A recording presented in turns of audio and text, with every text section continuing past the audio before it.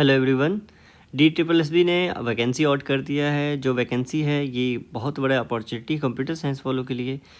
हम यहाँ पे देखने जा रहे हैं कि कंप्यूटर साइंस में किस किस पोस्ट पर कितनी वैकेंसी है, और ख़ासकर जो भी computer science all India eligible होंगे। ठीक है, इंडिया में आप कहीं से भी हो आप फॉर्म भर सकते हैं। और किस किस पोस्ट पे वैकेंसी आई है चलिए हम उसको देखेंगे। ये फॉर्म जो है अप्लाई होगा वो 16 जून से स्टार्ट हो जाएगा और ये 15 जुलाई तक चलेगा। अभी फॉर्म नहीं आया है, अभी एडवर्टीज़मेंट आ चुका है। फॉर्म 16 जून से अप्लाई हो जाएगा। DSSB क्या होता है? Delhi subordinate service selection board. Delhi में ये जो जॉब जो है ये दिल्ली में जॉब लगेगा, ठीक है। और ये सिलेक्शन कमीशन है जो DSSB, उसके थ्रू इस रिक्रूटमेंट को प्रोसेस किया जाएगा। तो पहला पोस्ट हम देखने जा रहे हैं TGT computer science. TGT computer science जो है post number 41/26। TGT computer science में टोटल वैकेंसी है 675, जो कि सबसे बड़ा अपॉर्चुनिटी इस वैकेंसी में है। जो कंप्यूटर साइंस वाले हैं उनके लिए 675 सीट निकली है। ये जल्दी ज़्यादा निकलता नहीं है, तो आप इसको फॉर्म इस TGT वाले कंप्यूटर साइंस को भरिए ही। अब इसमें देखेंगे एलिजिबिलिटी क्या क्या है। पहले हम देख लेते हैं किस किस कैटेगरी से कितना पोस्ट है। UR के लिए आपका 416 है जनरल, ठीक है। OBC अभी इस बार नहीं निकला है, वैकेंसी 0 है। SC के लिए आपका 104 सीट है। ST के लिए 39 है। EWS के लिए 116 है। टोटल सीट मिलाकर हो जाता है आपका 675, जो कि बहुत बड़ी अपॉर्चुनिटी है। और 22 सीट जो हो गया आपका, ये हो गया PWD कैटेगरी, इसी के अंदर होगा, ठीक है। और उसके बाद नेक्स्ट वैकेंसी देख लेते हैं। नेक्स्ट वैकेंसी देखिए, इसमें जूनियर साइंटिफिक असिस्टेंट, ठीक है, फॉरेंसिक साइंस लेबोरेटरी। इसमें टोटल 5 सीट है। इसमें कंप्यूटर साइंस वाले एलिजिबल है। जब हम बात करेंगे एलिजिबिलिटी का, उसमें आपको दिखा देंगे कि क्या क्या है क्राइटेरिया, ठीक है। तो आप इसको फॉर्म भर सकते हैं। DSSB TGT कंप्यूटर साइंस को भरना ही है। TGT के बाद आप इसमें से ये भी भर सकते हैं। उसके बाद junior scientific assistant cyber forensic, इसमें भी आप 81 सीट है। इसमें भी कंप्यूटर साइंस वाले एलिजिबल हैं, इसमें भी भर सकते हैं, ठीक है। उसके बाद IT असिस्टेंट है grade A, information technology department, ठीक है। इसमें भी 125 सीट है, ये भी अप्लाई कर सकते हैं कंप्यूटर साइंस वाले, ठीक है। डेटा प्रोसेसिंग असिस्टेंट ग्रेड, इसमें 21 सीट है। डेटा एंट्री ऑपरेटर 2 सीट है, ठीक है। और उसके बाद ये अप्लाई होगा आपका 16 जून से। इस वेबसाइट पे आप जाने के बाद यहाँ से अप्लाई कर सकते हैं। तो अब ये देख लेते हैं कि इसमें एलिजिबिलिटी क्या है। तो सबसे पहले हम देखेंगे कि computer science TGT computer science को, ठीक है, TGT कंप्यूटर साइंस में क्या क्या मांगा गया है, क्योंकि सबसे ज़्यादा सीट इसी में है 675। तो वही बात है, UR 416, OBC 0, SC 104, ST 39, EWS 116, total हो गया 675। और PWD 22 है।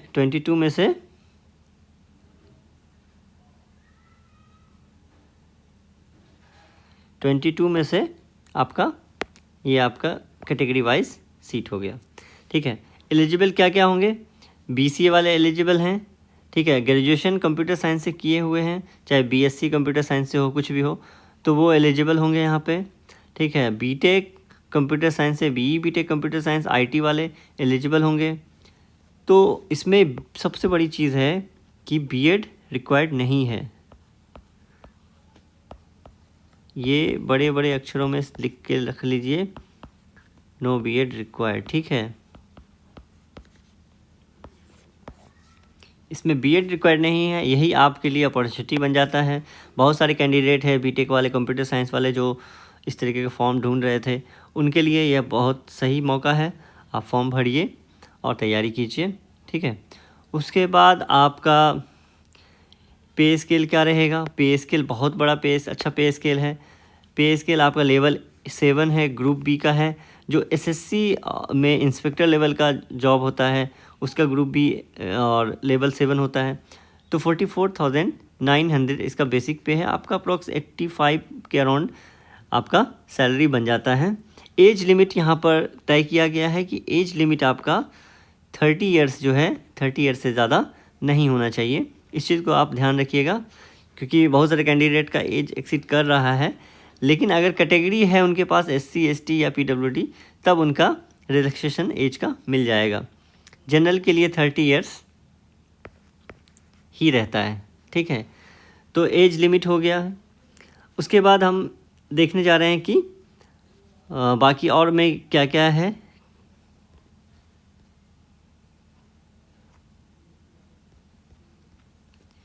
पेज नंबर 10 पे होगा आपका डेटा प्रोसेसिंग।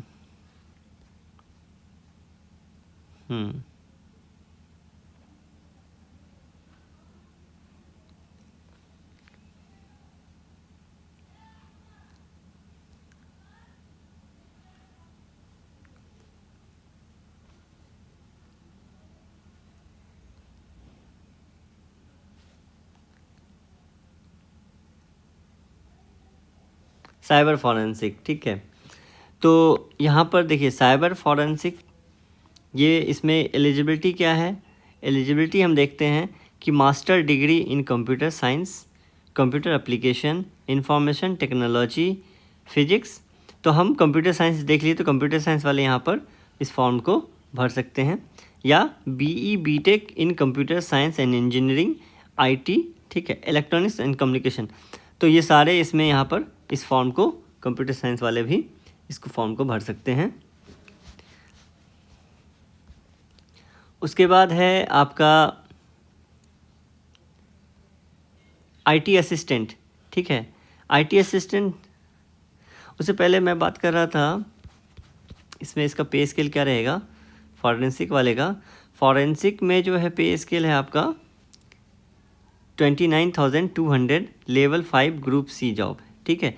इसमें एज का है, एज 18 से 27 साल, अपर लिमिट है आपका 27 ईयर्स। उसके बाद आ जाइए, इसके बाद हम बात करेंगे सिलेबस को। सिलेबस एलिजिबिलिटी क्या, सिलेबस का एग्ज़ाम पैटर्न क्या होगा, उस पैटर्न पे बात करेंगे। आप बने रहिए यहाँ पर, चैनल को सब्सक्राइब कीजिए। ये PDF मैं आपको अपने टेलीग्राम चैनल पर डाल दूँगा। टेलीग्राम चैनल जो है हमारे डिस्क्रिप्शन में है, ठीक है।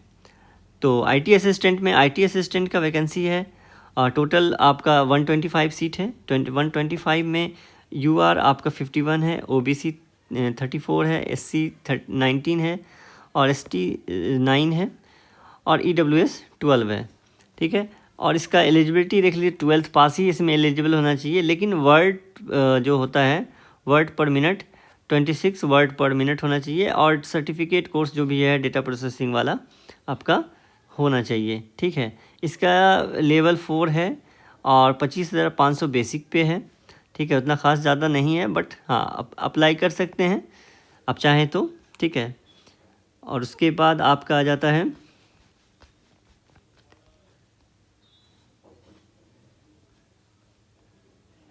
उसके बाद डेटा प्रोसेसिंग असिस्टेंट का आ जाता है वैकेंसी। डेटा प्रोसेसिंग असिस्टेंट में आ जाता है आपका टोटल सीट हो गया 21 में से 10 हो गया जनरल, 5 हो गया OBC, SC 3, ST 1, EWS 2, ठीक है। इसका क्वालिफिकेशन क्या चाहिए, डिप्लोमा इन कंप्यूटर इंजीनियरिंग और डिग्री इन कंप्यूटर इंजीनियरिंग।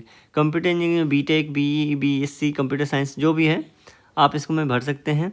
इसका सैलरी क्या होगा, लेवल 6 का जॉब है और 35,400, ये ठीक ठाक है थोड़ा सा। और एज लिमिट है 30 ईयर्स, ठीक है। और इसमें डिग्री इन कंप्यूटर इंजीनियरिंग मतलब अब लिख ही देता हूँ, इसमें BSc हो सकता है, BSc computer science, BTech, CSE computer science, ठीक है। और डिप्लोमा वाले एलिजिबल हैं। इसमें भी आपको टाइपिंग स्पीड मांगेगा, टाइपिंग स्पीड आपका होना चाहिए, चेक किया जाएगा। तो वो 26.67। सैलरी भी ठीक ठाक है 35,500 400। उसके बाद आ जाते हैं हम, ये तो हम देख ही चुके हैं। चलिए तो अब देखते हैं कि एग्ज़ाम पैटर्न क्या होगा।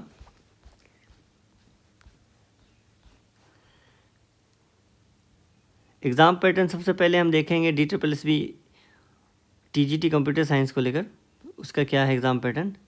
तो ये आपका TGT कंप्यूटर साइंस का है, जिसमें से 2 घंटे का एग्ज़ाम होगा। ठीक है, 2 घंटे का एग्ज़ाम होगा, 120 मिनट। 120 मिनट में आपके 200 क्वेश्चंस होंगे।